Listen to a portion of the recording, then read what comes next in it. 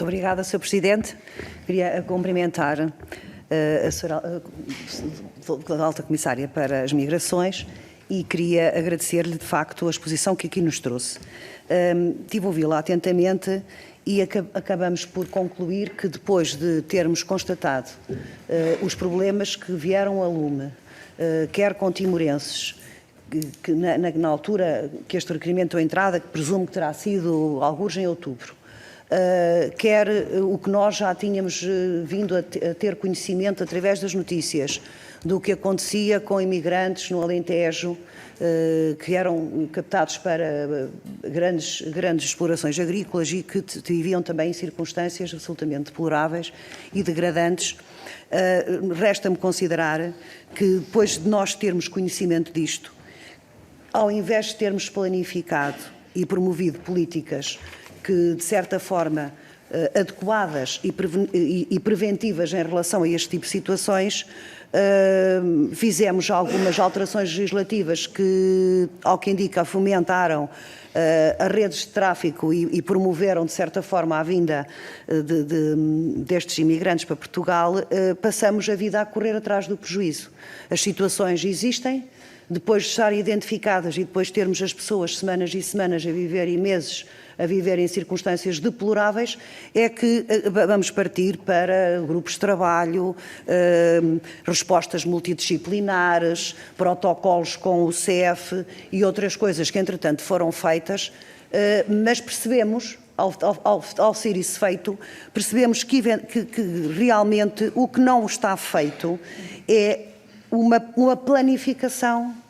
e uma prevenção para acautelar que as pessoas, quando vêm para o nosso país à procura de trabalho, sejam depois condenadas a estar a viver na rua ou a viver em situações deploráveis, como a casa de banho para 700 pessoas e em contentores. E tudo isto nos mostra, ou deixa a nu, que de facto políticas migratórias planificadas não há. Eu pergunto se o Decreto-Lei 4 de 2022, que é apontado como uma espécie de via verde para os países falantes de português, portanto, para os antigos, para os PALOPs, como lhe queiram chamar, não acha que estas parcerias e protocolos estão a ser feitas já a posteriori, e depois de nós termos conhecimento e depois das pessoas estarem em situações absolutamente desumanas, não seria interessante protocolar com os países de origem informação nos países de origem, de onde essas pessoas vêm, em Timor, em Angola, onde se fala português, haver medidas no próprio país informativas sobre como é que podem, o que é que as espera e onde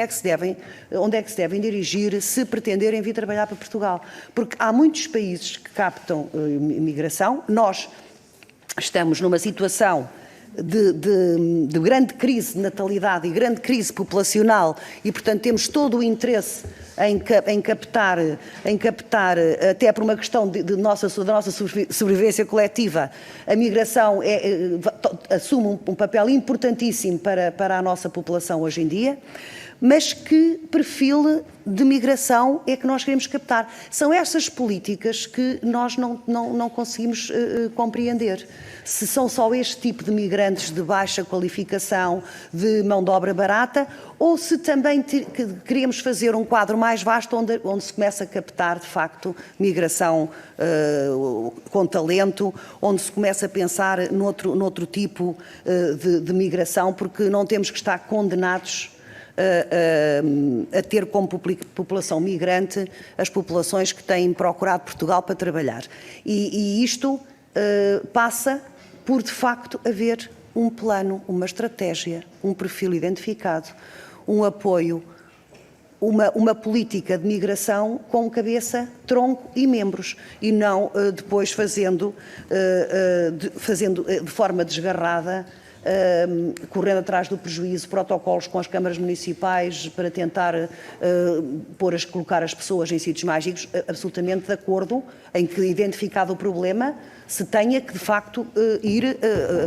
resolvê-lo. Mas pergunto se não acha que seria tempo de nós termos umas políticas de preventivas e uma política de migração estruturada que pudesse evitar estes problemas têm que ser evitados e não andarmos sempre a correr atrás do prejuízo. E o que é que vê como política essencial para evitar este tipo de situações que aconteceram com os timorenses e com outros imigrantes de outras nacionalidades que infelizmente estão a viver em condições desumanas em Portugal? Muito obrigada.